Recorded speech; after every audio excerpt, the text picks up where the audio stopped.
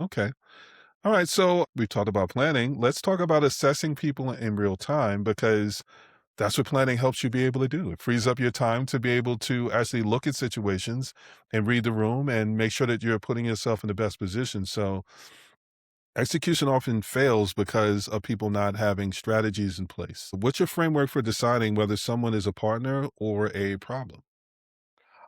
So, I'm first looking at, you know, uh, um, the actions of the other person. Hmm. Is it aligned with my values? Right. Yeah. So if we're aligned in values, someone is more than likely a partner versus a problem. But then I'm also so you're looking at core values, Hmm. um, and then you're looking at um,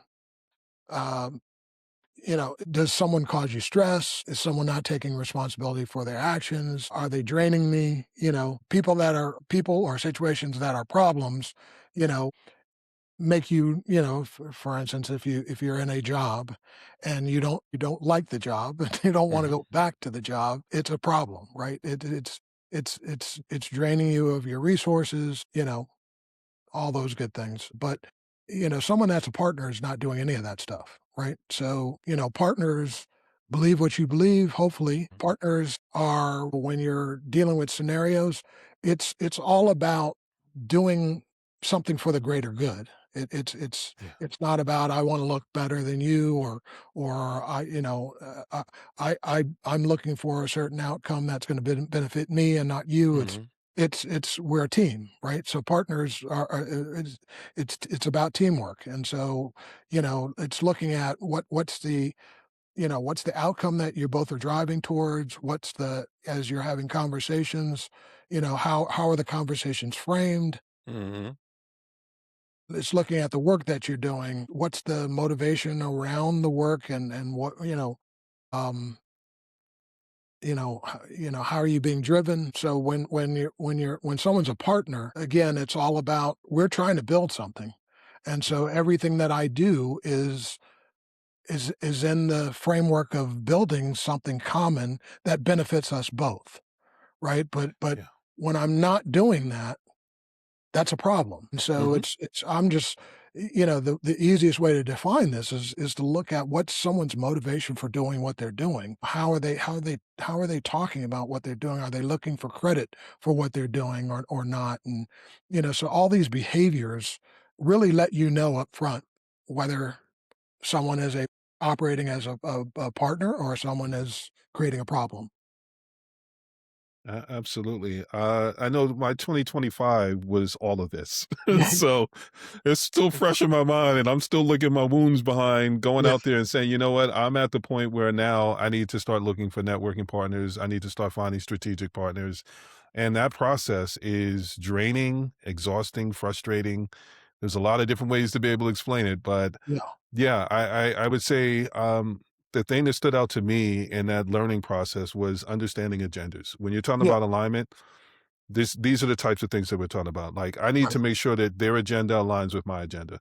And if right, their agenda is, I feel like you've got an audience and I want to get access to your audience, then I see what I can do for you. But like, I yeah, need to make sure that there's something that is advantageous for me. yeah, Because if not, it's not a partnership. yeah, It's me helping you with something. So it's right, not a problem. yeah, It's just not a partnership.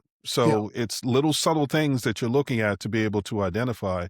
And when agendas don't align, then that's when you have to start going, okay, is it a problem that our agendas don't align, or is it something that is just something to facilitate whatever that is? Because for me, a partnership is we're building something that's going to make a difference together. yeah, And this is legacy. This is something where we're putting it out there to be able to make a difference. We're solving a problem. We're addressing a problem, challenge, or struggle right, together. I know what part I bring to it. I know what part they bring to it. And when we collectively put that stuff together, people are getting access to something they wouldn't have gotten on their own. yeah, And it's creating a great customer or client experience or audience experience or anything like that. So, yeah, I think one of the things that stood out to me was how to be able to identify agendas sooner, earlier in the process, yeah, because people will say a lot of things, but when you start to get into the process, that's when you start to realize, oh, okay.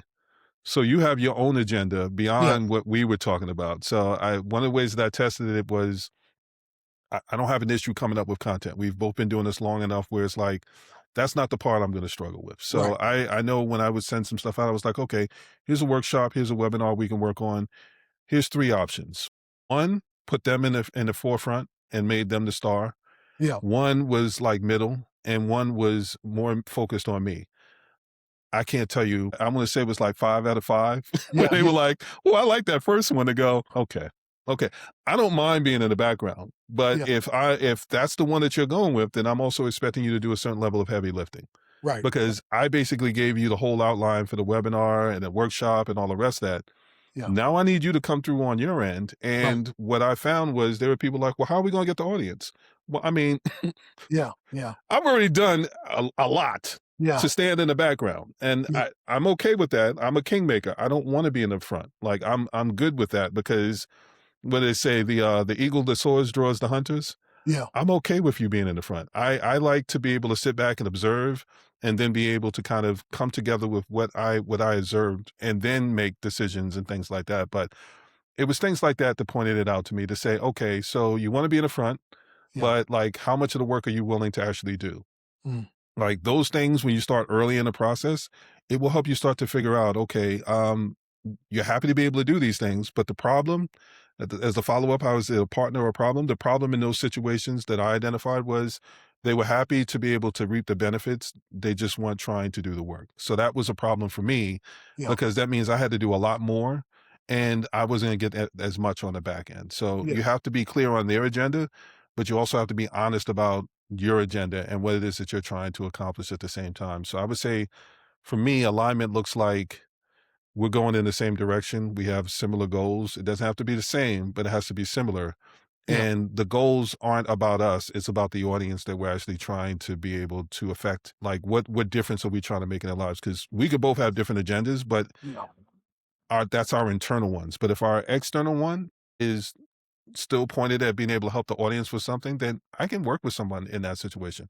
right, We don't have to be lockstep. We just have to be lockstep on the difference that we're going to make. But I will say, if you see that someone is telling you, not so much telling you, but showing you behind the scenes or saying it without saying it, all the ways that they see how they can come up, but they're not saying how they're going to be able to do anything for you, yeah. then that's something to look at.